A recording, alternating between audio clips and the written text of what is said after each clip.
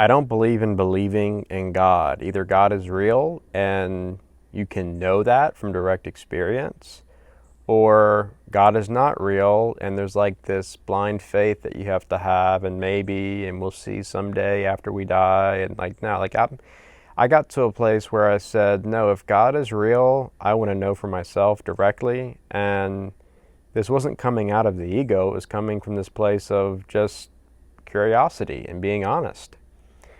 And it just didn't make sense to me to say, okay, the way God designed the world was He was going to create these beings and they can't see Him, they can't hear Him, they just have to trust that He exists, and then, they can pray to Him, but He might not answer their prayers. It's like that whole like belief structure was just something that I grew up with. That I was in that for many years, but I got to a place where I said, this just doesn't work for me anymore. Again, either God is real and I can directly know and experience God, or God is not. And so this was one of the main driving factors that led me to let go of like the faith that I was brought up in, because so much of what I was brought up in had to do with blind faith and just trusting and hoping and believing that someday, somehow, God would appear, or that eventually when you died, then you would encounter the divine or God or Jesus or whoever. But I was like, nah, I don't think that's it. I think people can experience God right here, right now, directly for themselves. And I was saying that because I was hearing about all these different stories, and I was reading about all these different saints and sages and mystics from the various traditions, not just from one tradition, but from many different traditions, who were experiencing God directly for themselves by going within and having these profound mystical experiences. And what I noticed with many of these different mystical and contemplative traditions of people who were having direct experiences of God was that they had this method that they were using to have this experience. And maybe the methods were different. They definitely were different, depending on the tradition, depending on the branch of mysticism within that tradition. But what I started paying attention to, especially in the East, was that in these Eastern traditions of mysticism, they were very focused on meditation. And at the time, I didn't know anything about meditation. Or what I knew about it was just what I had been told about it, which is that it's just like this meaningless practice where you try to attain some kind of inner peace and you try to stop thinking, or you try to control your thoughts. And so I never really had interest in it, because I said, this is just kind of a waste of time. And I think I even tried meditating a few times, but after like sitting there in stillness for 10 minutes and dealing with my mind and just the inability to actually experience any kind of inner peace or stillness, I ended up just giving up on meditation, because I said, this is just, again, it's pointless, it's a waste of time, and it's not for me. But little did I know that was a major misconception that I had, and that came from me not knowing and being ignorant of what it was all about. So yeah, I started to, like I said, read some of the different sages and mystics of the East and from some of the other mystical and contemplative traditions. And what I found was that they were using this method, mostly meditation in the East, to go within and to have these life-changing, transformative experiences of God. And depending on the tradition, they were calling it different names, like samadhi or satori or divine union. This was what the Christian mystics were calling it, and Christianity is the tradition that I came out of. So that was something that was somewhat resonating with me at first when I started to become interested in the mystical tradition and the mystical practices of experiencing some kind of oneness with God, some kind of transcendence of the ego. And so then I got to a place where I said, I think I'm ready to try this, and I think I'm ready to actually practice it in a way that's correct, in a way that is going to enable me to have one of these experiences. And so it took some time, but eventually, as I started to, this is what I'll say. It took some time, yes, but the moment I decided to shift my focus and awareness from looking for God externally, and I shifted from that to going within, that is when slowly but surely everything started to change in my life. That is when I started to experience God for myself. And yes, that came with a few incredible mystical experiences where there were these moments of pure transcendence. However, it wasn't just those select few mystical experiences that I was having. Like I said, because I had made that shift of becoming inward focused, now I was starting to sense, and this is hard to explain because it's very intuitive. It goes beyond the finite analytical thinking mind. It was like this deep intuitive sense of the divine presence within myself and within everyone and everything I was encountering. And this intuitive sense was a knowing.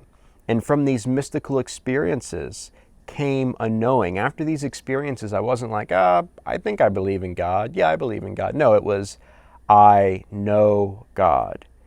It was experiential knowledge. It was transcending the mind, the intellect, and theology, and trying to like put God in a box and trying to put God into a religion or a doctrine or a dogma. No, this was like ultimate reality, and I was tasting it directly. And so after I started to experience this, and after, like I said, this changed my life profoundly, there was nothing to go back to. Why would I go back to believing in a God that may or may not exist? No, I had a direct experience with what we call God. And by the way, God is just a name. Like God is pointing to that which is ineffable, that which is beyond all ideas and constructs. So we call it God, or you can call it whatever you want, but ultimately, when you're experiencing it directly, you know in that moment that whatever you're experiencing transcends any kind of name or idea or thought. Why? Because it's infinite. It's infinite. So, and when you experience the infinite, when you experience ultimate reality, you know from direct experience that you are not separate from whatever it is you are experiencing. You know that you are one with what you are experiencing. And this is something that I've experienced, and many other people for thousands of years have been experiencing this, and they've written about it. And like I said, in many different traditions. So it's not like, oh, I had this one experience and no one's ever had an experience like this. So no, this is something that thousands of people have had experiences like this. Maybe more, maybe hundreds of thousands of people have been experiencing this for thousands of years. So that's just something to think about. And again, when you have an experience like this, there's nothing to go back to. And it's the ultimate form of deprogramming, because all your ideas about God dissipate in that moment, because you realize it's not about theology. It's not about thinking correctly or having the correct belief structure. Like this whole notion of, which this comes from religion, but the whole notion of it's all about having the correct belief structure, and what do you believe in, and do you believe in the correct doctrine, and do you believe in the one true God? Like all of that is from the headspace. It's from the intellect. And so the notion of like, oh, when you die, God's going to judge you based upon your belief structure is not true. It's something that has been created in the confines of organized religion. But it's not what God actually is. It's not how God actually is. And there's no like judgment at some point where God is like some separate deity on a throne and he says, what did you believe? Well, you believed in this, and this wasn't the correct theology, this wasn't the correct doctrines, this wasn't the correct holy book, so now you're going to hell forever. No, it doesn't work like that at all. And when you experience the infinite, when you experience that which is beyond all words and ideas, there's this knowing, there's this embrace, there's this feeling of pure, unconditional love. Pure, unconditional love and non-judgment. And there's nothing like it.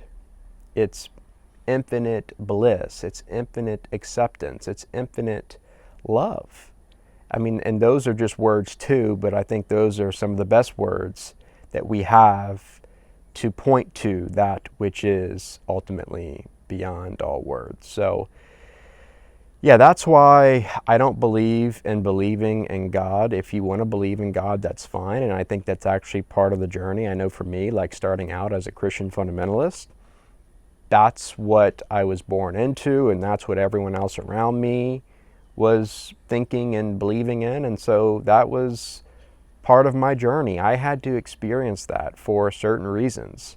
And I'm thankful, I'm grateful for that season of my life, because that's what got me to where I am now. That's what led me to eventually having a direct experience with God, to where my life became a not just this pursuit of seeking some kind of external deity, but it became a life of being and knowing that I am always one with God. And from this beingness, divinity and the fruits of the Spirit flow naturally from my life. And this is not an egoic thing. This is just, like I said, it's a shift from doing into being, and this is something that anyone can experience.